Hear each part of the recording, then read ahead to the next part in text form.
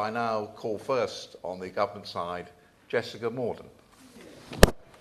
Sir Edward, and I appreciate the opportunity to take part in what is obviously a wildly popular debate, and therefore will make a short contribution on behalf of the 181 constituents in Newport East who've signed the petitions and the 130 plus who've been in touch on social media. And I apologise profusely for not staying until the end of the debate, as I'm chairing the PLPs, and I do thank the chair for allowing me to do this. I'm also a very regular contributor to debates on fireworks over the years, and this year very proud to be a supporter of my honourable friend for Luton North's private members bill, the fireworks bill, and she does absolutely great work on this subject, and I wish her much success with it. It's actually with a bit of a heavy heart that I take part in these debates, and I have done in my past, because in my youth, which is a while ago, I did have very happy memories of bonfire night, as my late and very lovely dad would insist on fireworks in our back garden. It's fair to say he very much liked risk and hated organised fun of any kind, so we never went to displays.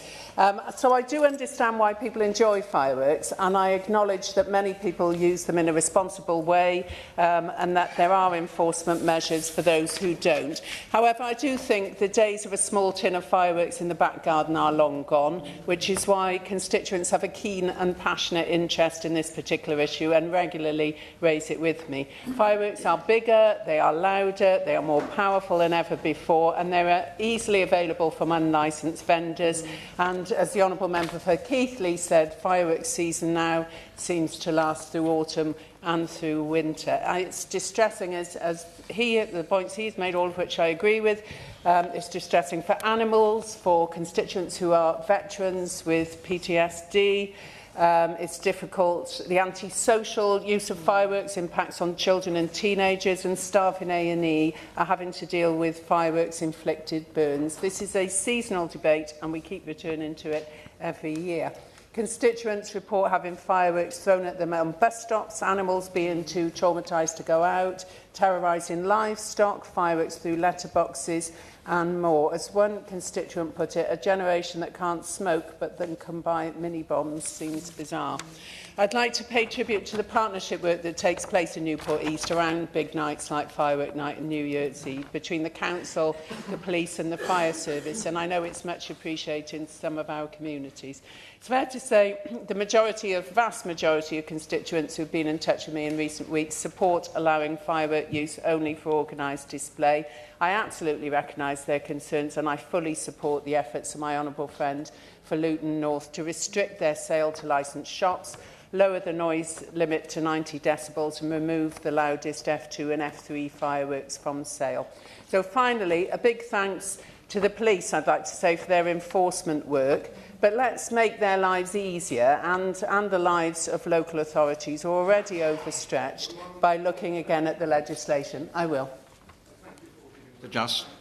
Chair, like my honourable friend, I have grown up enjoying fireworks in the garden, especially with my children.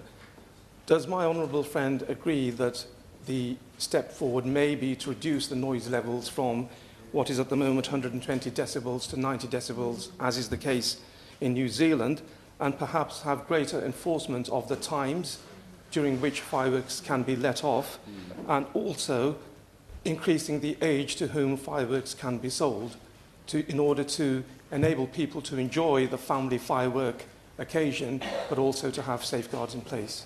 Thank the honourable member for that contribution, and that's some very sensible measures he proposes, some of which are dealt with. I'm sure the honourable member for Luton North will talk about in her contribution. So I think it's time for us to look again at the legislation so that we don't keep returning to these debates year after year and people living in misery. It's time we tackled this. Thank you.